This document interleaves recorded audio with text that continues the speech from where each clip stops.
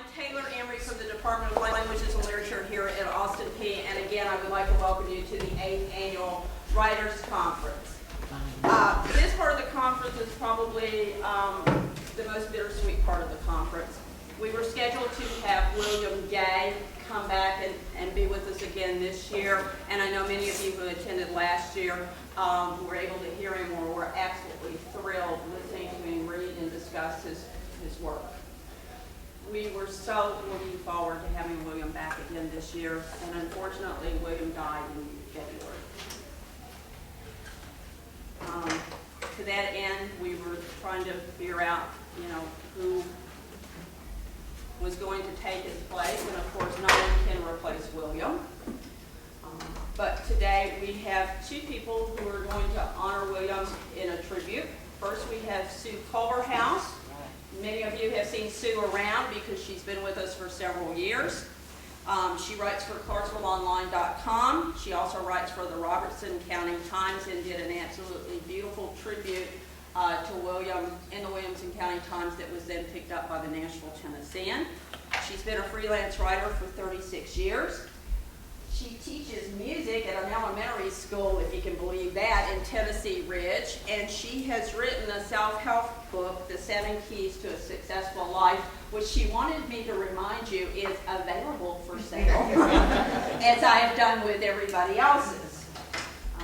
After that, because I'm not going to talk anymore, we have Marshall Chapman, who is a dear friend of William Gay's. I can't put it in the past tense yet. Many of you know Marshall because not only is she a grand singer-songwriter, she is also a tremendous author in her own right. She writes for numerous magazines. One of my favorite, which Garden & Gun, and I always anticipated getting that to read Marshall's columns in that particular magazine. She also has written 2 books, Sweet Little Rock and Roller. If you haven't read that, you need to. And her latest one is They Came to Nashville. And if you really want to have a couple of good chuckles, read that book, especially about zooming down the hillside from the roundabout, I think, with Emmylou Harris one night and getting stopped by the police and all sorts of things. I told Marshall she didn't remember me, but I first met her standing in line at the Southern Writers Festival, waiting to meet, I can't remember who, but I actually thought she was somebody else and then found out who she was. And so I'm absolutely thrilled to have her do a tribute to her friend and our friend, William Gay. So I guess Sue's up first. I'm nobody. Who are you? Are you nobody too? Then there's a pair of us. Don't tell. They vanish, as you know. How dreary to be somebody. How public, like a fraud. To tell your name the livelong day to an admiring thought. Well, that's what Emily Dickinson said about being somebody and being nobody. When I arrive every year at the Clarksville Writers Conference, that's who I feel like. I feel like nobody because I look around and I see all these wonderful writers, these published people who have all these fantastic awards. But then I talk to them and they're just like I am. They just want to write. So then I have a hard time feeling like I'm nobody. Now, William Gay had to have a little bit of that feeling too.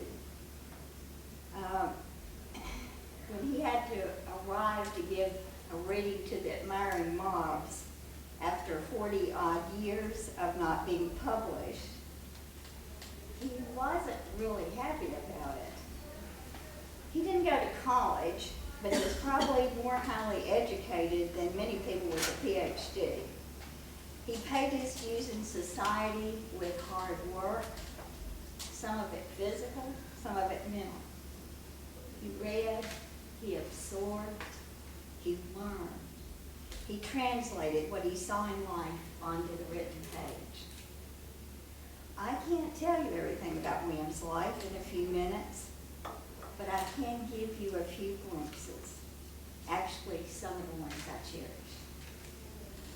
I have to start out first, however, by telling you that I almost didn't hear William Gay ever. I was terrified of it. The first year I came to this conference, I read these words in his biographical sketch. His third novel, Twilight, is Southern Gothic, with its elements of the grotesque and perverse, its psychological extremes, and its fixations on violence and sex. I'm thinking to myself, what is this about? Is this guy some kind of pervert? Is he going to gross me out when I start listening to him? I can't handle that. I belong to the school of cowardly readers. That means I read a book until it gets scary, and then I put it down until I get enough nerve to read the next paragraph of the next sentence. I have books that I haven't touched in years because I'm waiting to get enough nerve to go on. Now here's a guy whose biography reads like Larry Flint. He looks a bit different too. I'm not going to sit in his readings. There might be pictures. So I went into a room where David Poisson was going to read, and they switched it to William Gay.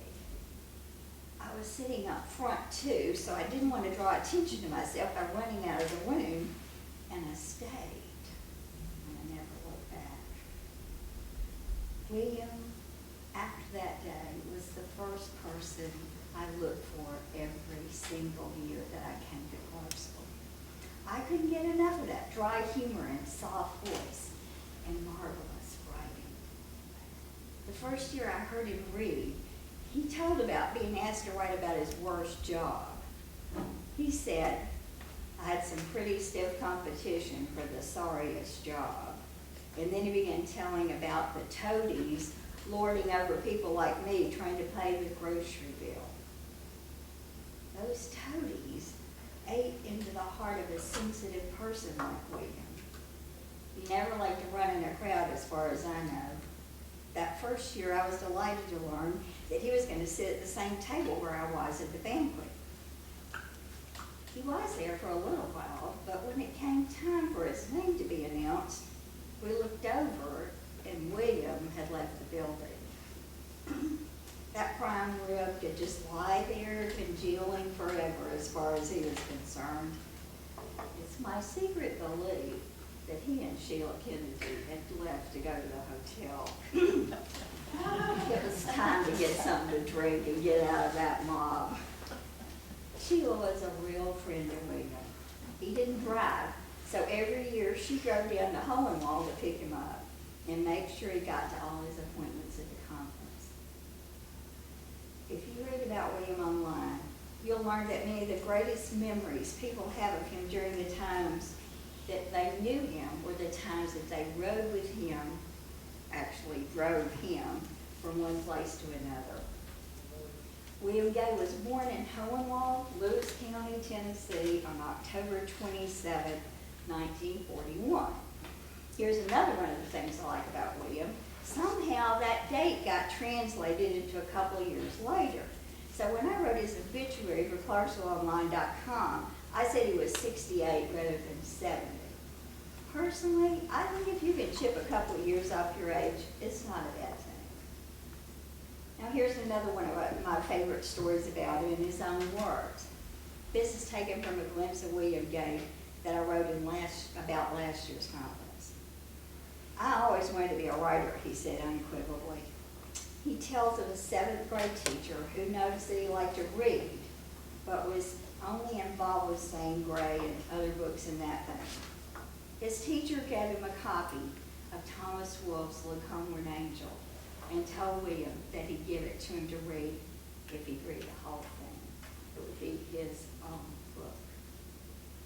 It changed my life, William Gay admits. He also gave me As I Lay Dying. After I read those books, I thought I could write a novel too. I figured if you could read one, you could write one.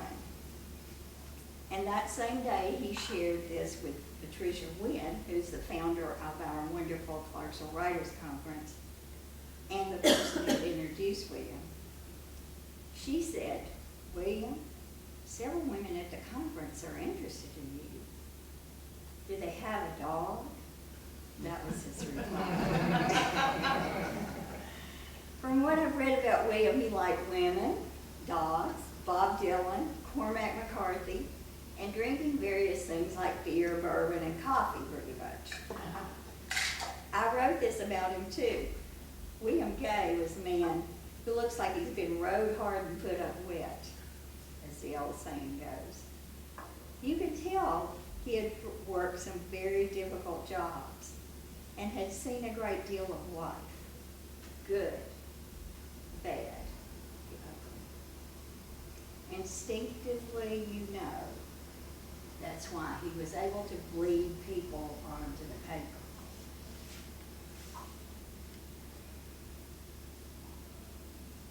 A quiet man who shunned the spotlight, William read his work as if he were speaking softly to a friend on the front porch of his log home in Hohenwald.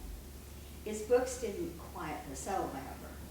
They showed the lowest forms of human beings creating havoc in the lives of others. After he finished high school in Hohenwald, he went off with the U.S. Navy to Vietnam, to the war. But he was not known to discuss those years, like most other veterans. He would talk about living in New York or Chicago because he believed you had to do that to become a writer, but he outgrew that belief. Now, I have written a lot of this, in fact, most of that, at the beginning of his obituary. 4 days after William died, I still hadn't seen anything in the National Tennessean about it. And then I saw this. It was plagiarized right over the top of my article, and it was signed Gannett, Tennessee. I was absolutely flabbergasted. But the more I thought about it, the more I thought William would have really gotten a kick out of that. I had a little talk with the people down there, and they assured me that someone who no longer worked for them had thought that ClarksvilleOnline.com was part of the Leaf Chronicle, but it's not.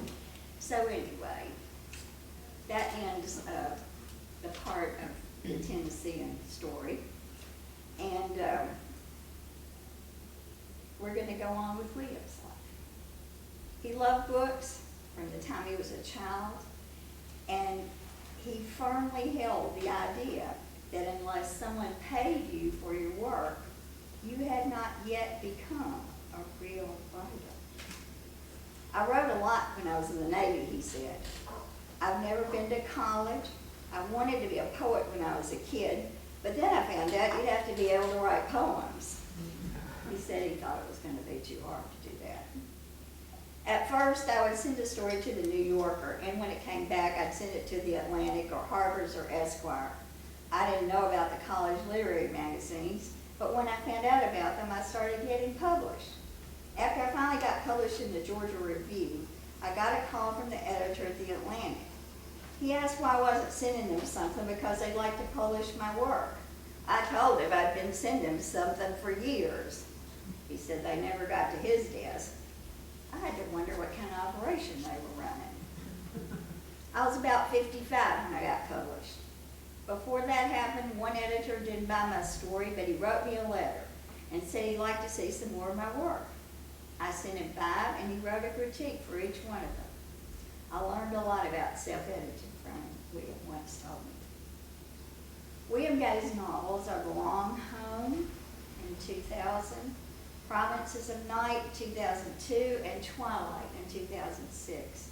His short story collection, I Hate to See That Evening Go Down, Evening Sunday, was in 2002, and it reflects his lifelong love of music as he takes the title from the first line of the St. Louis Blues by W.C. Haney. William Gay was the winner of 1999 William Hayden Award and the 1999 James A. Michener Memorial Prize. He was recipient of the 2002 Guggenheim Fellowship. He was named a 2007 USA Ford Foundation Fellow and was awarded a $50,000 grant by United States Artists, a public charity that supports and promotes the work of American artists. And Sheila told me at lunch that he was offered the John Grisham Chair at Oxford before he died, but he turned it down. It's her belief that it was about the time his daughter became ill, and he didn't want to leave home. He actually didn't want to leave home either.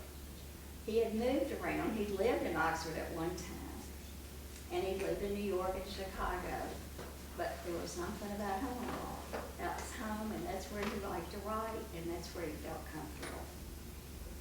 In the early years when money was scarce and paper was precious, he wrote on the back of used papers. Throughout his life, he wrote his books on yellow pads and still didn't skip lines, and he continued to use the back of the pages too. I thought of him this morning when I left my notebook at home, and I had my first little tiny yellow tablet that I used the first day I ever saw him in this room. He was sitting over there, and all my notes were on there, but there just happened to be a few more pages in the back. So today I'm writing on the back of the pages too. William supported his family by painting houses, hanging drywall, and being a carpenter. The father of 4 children, he wrote for many years late at night after all the children were in bed. He calls those years his years of being Pa Ingalls, and he loved those children. When he would talk about them, his voice just really flowed. He was so proud of his kids and his grandchildren. He never felt entirely comfortable with strangers. When he attended conferences, he didn't hang out in the hallways chatting along with other people. When he was a guest at banquets, he had a habit of slipping away before he ever ate a bite. Public gatherings were just not the place he wanted to be. He'd much rather be writing in his tree house behind his log home. If you really want to see William Gay, just look on the internet. Fantastically, for our time, we can still see him talking in interviews and listen to his real voice. And remember, he made a gigantic impression in the annals of American literature. He left this world in the stillness of the night, but his words will ring through eternity.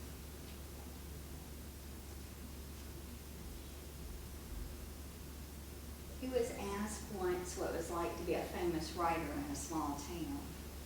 He said he tried to lay low, but occasionally people did approach him. One day he said, "This woman asked me if I had someone to help me with my writing." I said, "What do you mean by that?" She said, "Well, I knew your family a long time, and they're not that smart. I knew you when you were younger, and you weren't that smart either. I was wondering if you had somebody who took out the little words and put in the big words." Now, that's the kind of thing that just cut right into him. He was a sensitive person. It's terrible to be in your own hometown and people say ugly things to you like that. But you know what? He got even with those people. He told that story about that woman many, many times. But you know what he never did? He never told her name. So she's going to go down in infamy, but anonymously. One of the things that I read was Tom Franklin's memories of William. They became friends when Tom Franklin was at Bucknell trying to write his first novel. And he was just plain stymied. He just could not write. We all know what that's like. So William told Tom this story he heard when he was growing up of a man who tried to steal a ham on Christmas so he could feed his family. The man he was stealing the ham from shot him. And then that fellow brought the dead man back to his family in a wagon. He pulled him off and laid him on the ground. But he gave the family the hang. Tom Franklin said, I didn't know what to say. They were talking long distance on the phone at the time. And William said, I just thought maybe you could put that in there somewhere. Tom said, I don't remember how I responded, but after I hung up that very night, I wrote 6 pages. That scene, woman and child waiting, and the husband being brought back, shot dead, along with the hangman. As I read back over the pages, I realized I had my novel's tone. What I'd just written, I knew would become the background for one of the characters, and it gave me a foothold. I knew something about her I hadn't known before, and from there I began slowly to write. I guess you know who Tom Franklin is. He's one of our writers here, and he's the John Grisham, was the John Grisham chair. He got this information from Sonny Brewer, who heard it from William's son Chris. On the night of his death, William made a fire in the wood-burning stove. He went across the living room and into his bedroom. He shut the door, and then he died. What I wonder is why he shut the door, Tom said. But he answered himself this way. I also think of this when I think of William. He built us a fire.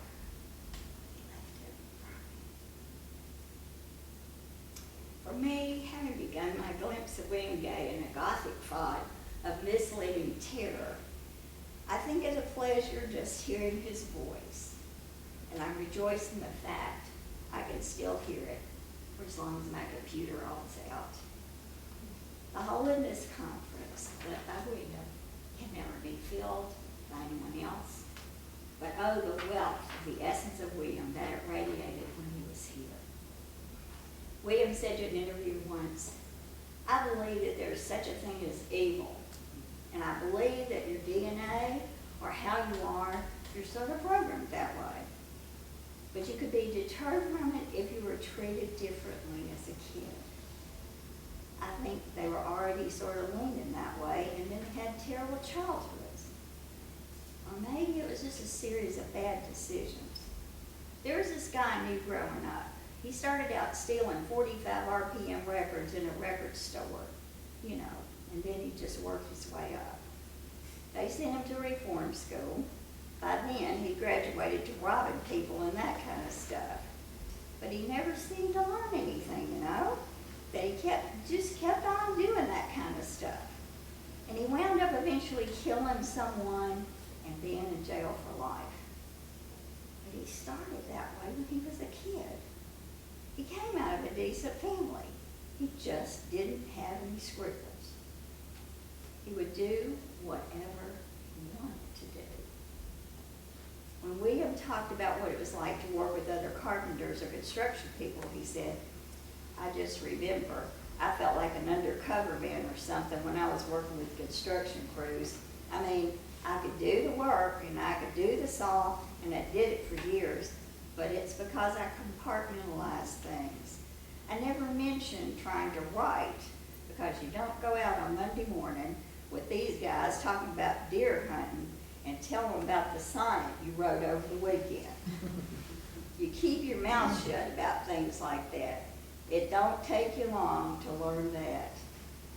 Those of us who are privileged to meet him and hear his reading will never forget his presence, and no one can ever fill his place. He wrote on the last page of Province of Night about one of his characters. In the end, he was left only with the fireflies. William Gay, a quiet man, made a gigantic impression on us. He left this world in the stillness of the night, and his words will ring throughout eternity. I like to think of William now living surrounded by swirls of fireflies, the sound of a peaceful creek rippling nearby. expect he has a comfortable treehouse and eternal supply of yellow tablets, which continue to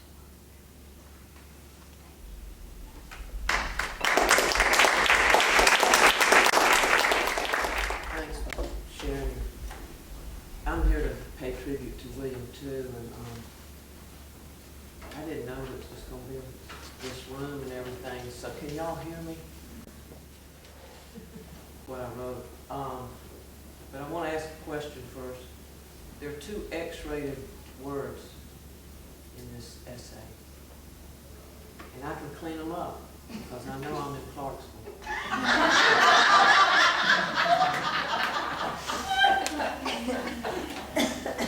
I've lived too long to make anybody unnecessarily uncomfortable. One of the words is something that I thought but did not say. The other word is something William said. So we're going to have a vote. If you want to hear the cleaned up version, raise your hand.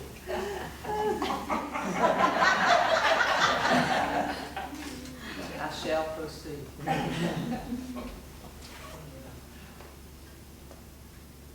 Mortality was on my mind when I heard the news. I was listening to the Louvin brothers singing, "Are You Afraid to Die?" which had me scribbling lyrics about not being afraid to die. I'm not afraid to die. Dying's the least of my fears. I've already lived way past my prime. Now I no longer try to count the years. When the phone rang, it was Suzanne Kingsbury calling from Vermont to tell me William Gay had died the night before alone in his cabin in Hohenwald, Tennessee. I can do the cleaned up version.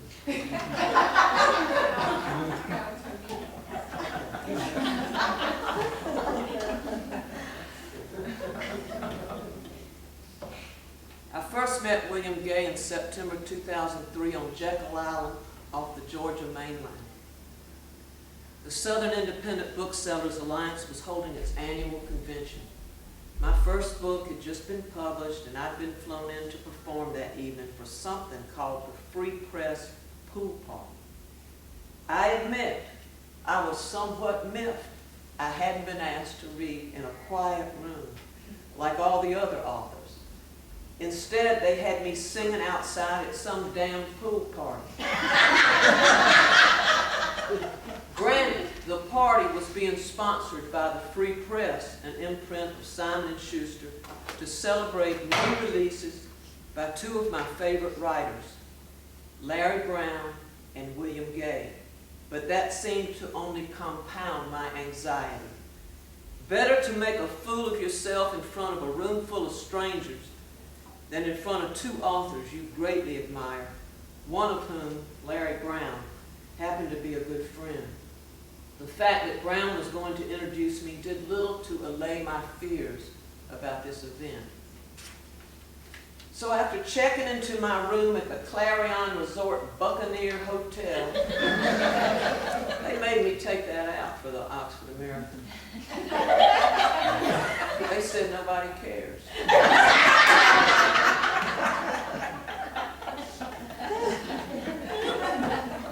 I headed straight for the pool area to suss out the situation. As it turned out, my fears were founded. They had me set up next to the bar, facing the pool, which meant I'd be playing to water while surrounded by drunks.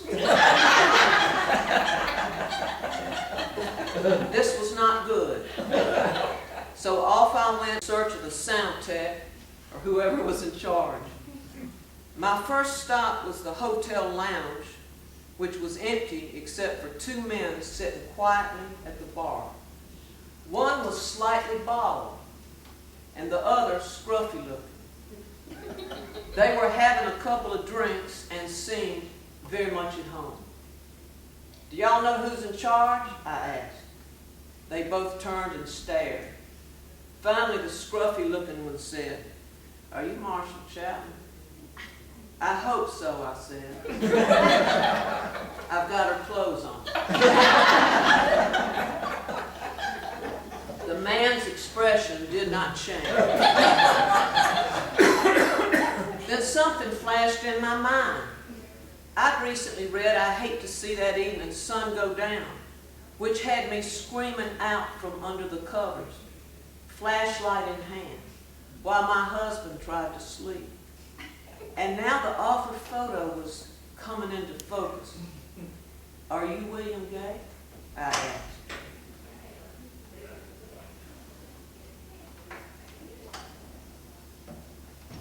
I'm going to say 2 bad words. Is that all right? I'm fine with it. The only thing I haven't heard. Are you William Gay? I asked. There was no answer as he continued staring at me with coal black eyes that looked like they were smuggling diamonds. I really like that Jaded Virgin album you did, he said finally. Then we started talking music, and it was like a floodgate had opened. I can't remember what all was said, but I remember the sound of his voice, so soft and unassuming and southern. They made me take out Southern. It's a Southern magazine. They said it wasn't specific enough.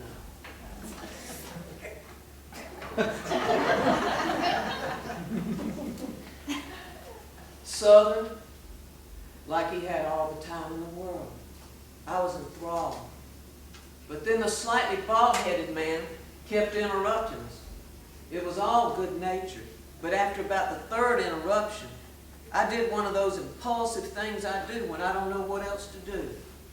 Without thinking, I suddenly locked this man in the crook of his head. I suddenly locked this man's head in the crook of my arm and began rapping on the top of it with my knuckles like it was a door.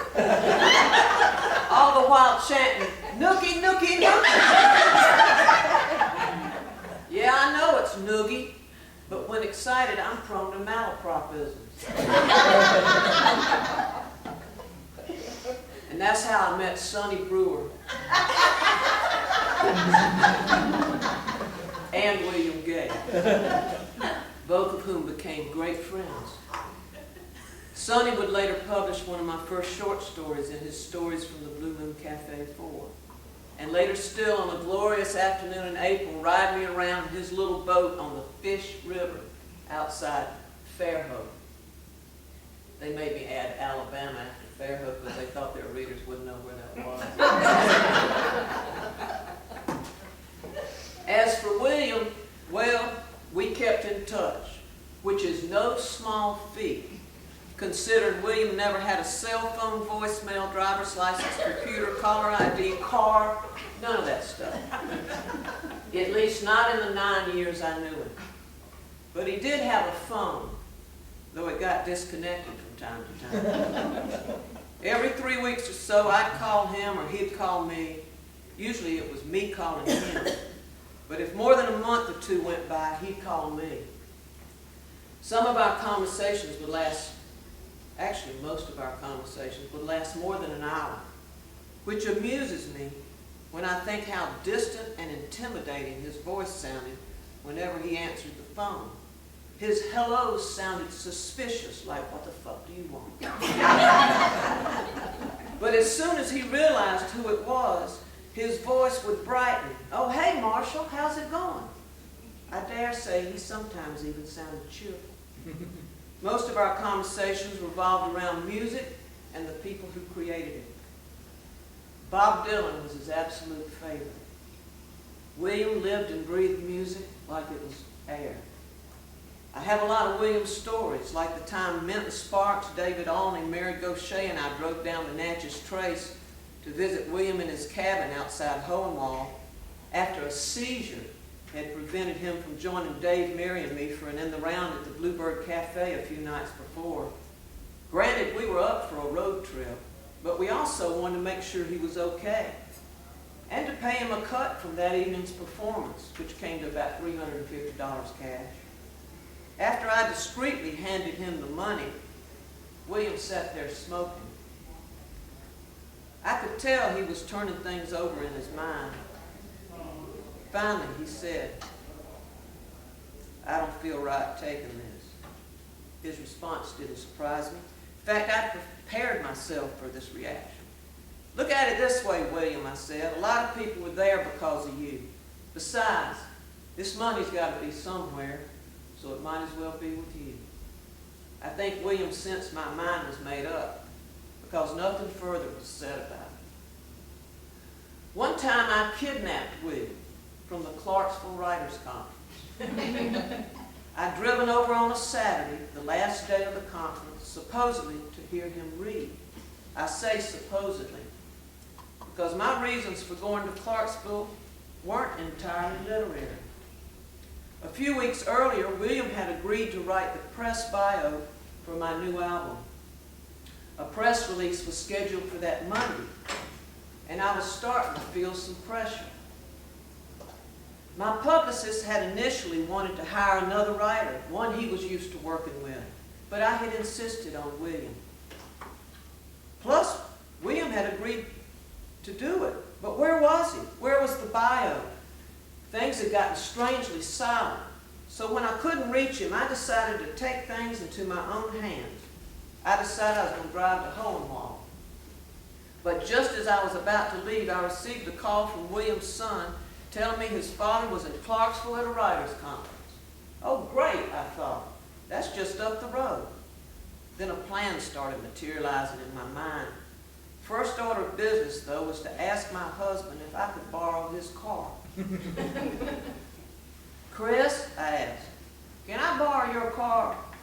I'm thinking about driving to Clarksville to see what's going on with William. I may drive him home afterwards, to Hohenwald. Chris was hesitant. Neither of us likes to be around cigarette smoke, and Chris knew William was an inveterate smoker. What's wrong with your car? He asked.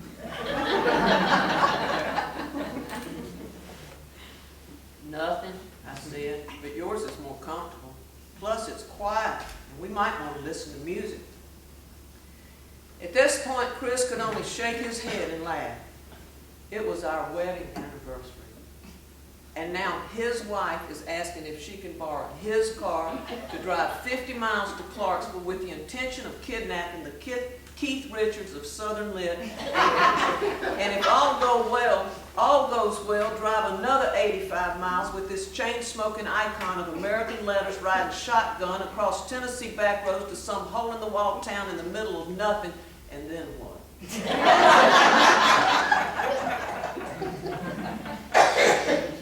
An hour later, I'm in Clarksville, standing in a hallway on the 3rd floor of the Morgan University Center at Austin Peay State University. I was talking with my good friend Darnell when I spied William moving slowly down the hallway. He looked pretty rough and was shaking like he might have another seizure any second. And just like that, my supposed mission was out the window. Bio? What bio? Press release? Forget about it. I mean, William looked really rough. Rougher than usual. I once heard Ron Rash say in regard to William, he looks like he's being shot at. Well, if that's true, then whoever was doing the firing had found his mark. William later told me he'd been up all night drinking with his friend Tom Franklin. But now he seemed glad enough to see me, and when I told him I'd like to drive him to Hohenwald, he seemed okay with that too. It was always hard to tell how William really felt about anything, the way he'd just nod and take everything in stride.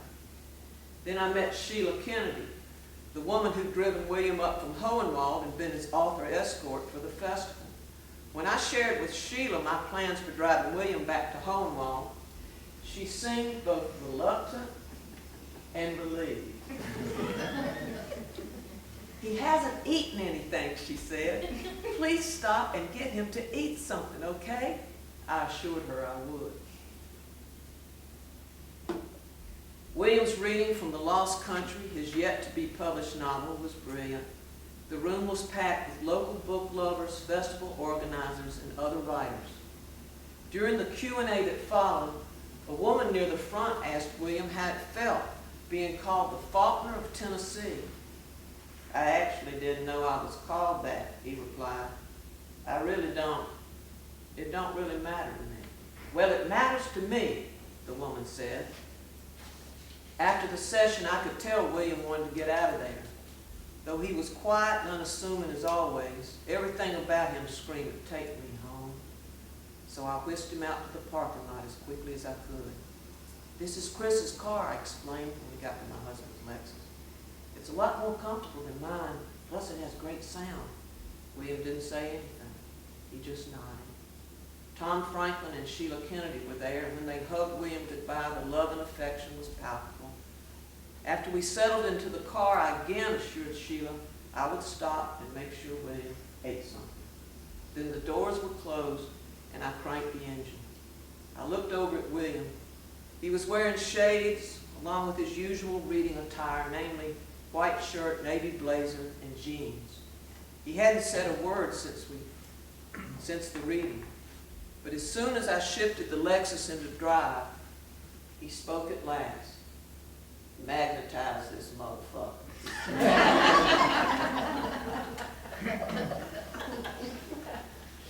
I looked over at him long enough to see he was smiling. I'd never heard the word magnetize.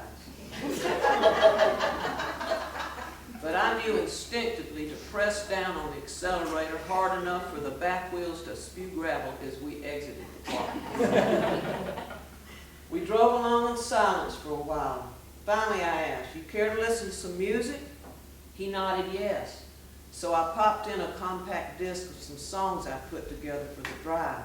Songs I thought William might enjoy, like "Bloody Mary Morning" by Willie Nelson, "Son of a Preacher Man" by Dusty Springfield, "The Levee's Gonna Break" by Bob Dylan, "They Call Me the Breeze" by J.J. Cale, "Ode to Billy Joe" by Bobby Gentry, and "Crazy as a Loon" by John Prine. After the first 2 or 3 songs, William said, as if to someone not in the car, "I can't believe I'm riding in a car with Marshall Chapman listening to music." To which I replied, "Well, I can't believe I'm driving William Gay down some road I've never been on." After "Crazy as a Loon," I sensed William wanted to talk, so I turned down the volume. "One time I was at a John Prine concert," he said. "Prine was wearing a white shirt, blue blazer, and faded jeans. So ever since then, whenever I do a reading, that's what I wear. And lately I've noticed all these other writers, like Ron Rash and those guys, wearing the same thing at their readings. It's like he started a trend." After a while, I spied a little roadside place that looked like it might have food. "You want to stop and get something to eat?" "Not really," William said. So we drove along in more silence. Finally I said, "You know, my reasons for driving you home are not altogether altruistic. I was wondering if you had that bio done. The press release is supposed to go out this week. Everybody's been breathing down my neck about it." This was followed by more silence. Then, "When do you need it?" "Well, yesterday," I said, laughing. "But it'd be great if we could have it by Monday." When I turned the volume back up, Lou Reed was singing "Hey Babe, Take a Walk on the Wild Side." A few songs later, Van Morrison was singing "Have I Told You Lately That I Love You." That song grabs my heart every time I hear it, and while it played, I reached over and took William's hand, which felt a little cold and trembling, and I placed it up next to my cheek, where I held it until it felt warm and was no longer shaking. Like everything else, William seemed to take this in stride. I admit I had flashes of paranoia during the drive, like when my thoughts turned to the man who was driving Hank Williams' Cadillac on the night Hank died. Oh my God, what if William dies before we get to Hohenwald? I mean, he looked bad. I'd have to die 1,000 deaths before I'd ever live that down. But that didn't happen, and I managed to deliver William safely to Hohenwald. The next night in Nashville, I was sitting at my desk when the phone rang. It was William. I finished the bio and he said, "You want to hear it?" I was speechless. William Gay wants to read what he's written about my new CD to me over the phone. And before I could say anything, he started reading, his voice strong and sure. I just sat there listening. After he finished, he said, "What do you think? Is that okay?" It's beautiful, William. I really don't know what to say other than thank you. Well, thank you for making such a wonderful record, he said. Then and now, whenever I think of William, I'm reminded of the last two lines in Charlotte's Web, the ones where the narrator says, "It's not often that someone comes along who is a true friend and a good writer." Charlotte was both. Well, William was both.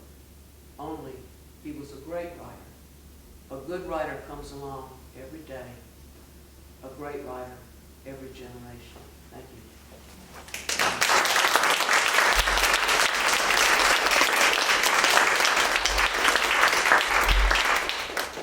And I'm just going to sing a song for y'all. Oh, don't leave. I promise there are no bad words in it.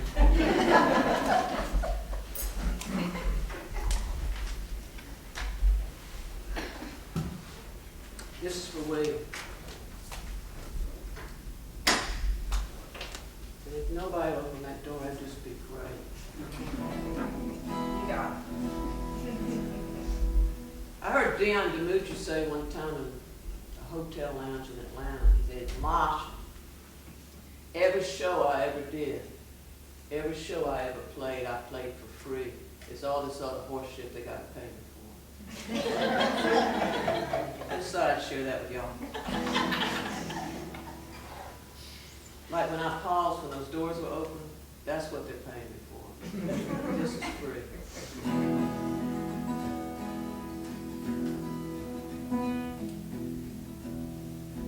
How many roads must a man walk down before you can call him a man?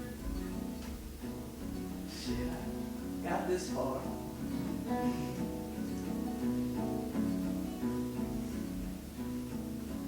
How many seas must a white dove sail before she sleeps in the sand? Come on, girl. How many times must a cannonball fly before they're forever banned? The answer, my friend, is blowing in the wind. The answer's blowing in the wind. And how many years can a mountain exist before it's washed to the sea? How many years can some people exist before they're allowed to be free? Yeah, how many times can a man turn his head, pretending that he just doesn't see? The answer, my friend, is blowing in the wind. The answer's blowing in the wind.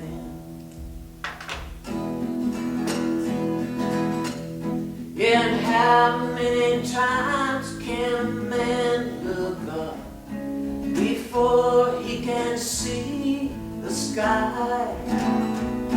And how many ears must one man have before he can hear people cry? And how many deaths will it take till he knows that too many people have died? The answer, my friend, is blowing in the wind. The answer is blowing in the wind. Yes, the answer, my friend, is blowing in the wind. The answer is blowing in the wind. Thank y'all so much. Thank you, William.